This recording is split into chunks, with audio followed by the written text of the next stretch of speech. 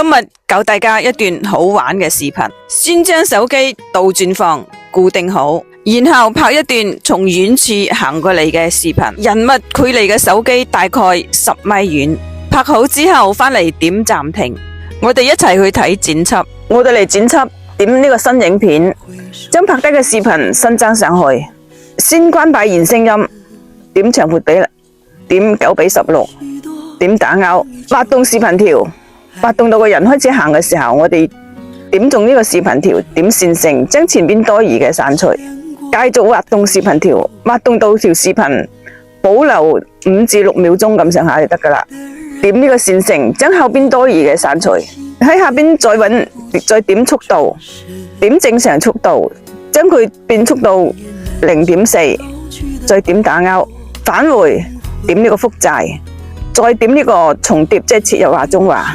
撳住條視頻，一直向前推，推到2條視頻對齊，返回，再返回。喺下邊工具欄揾剪換，點旋剪，再旋剪多一下，再點埋呢個鏡像，返回，點遮罩轉場，點水平線，將條水平線移到對腳下邊，啱啱好露對腳出嚟。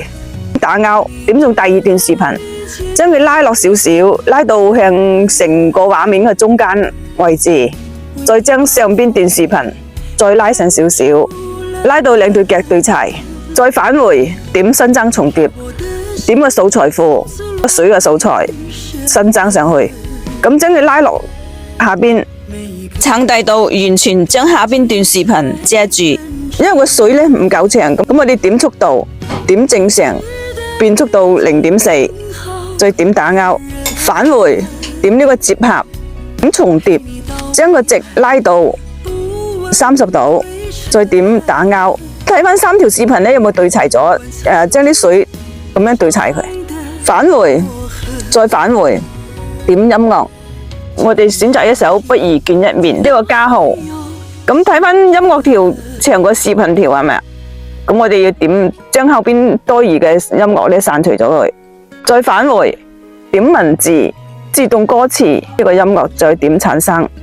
歌詞產生咗咯，咁改翻佢自己中意嘅字形，點樣式，剪影重組，點間距，將行字打豎，再拉大少少。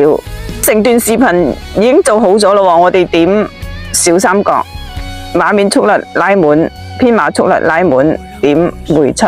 我哋一齊嚟睇下個效果先。不如見一面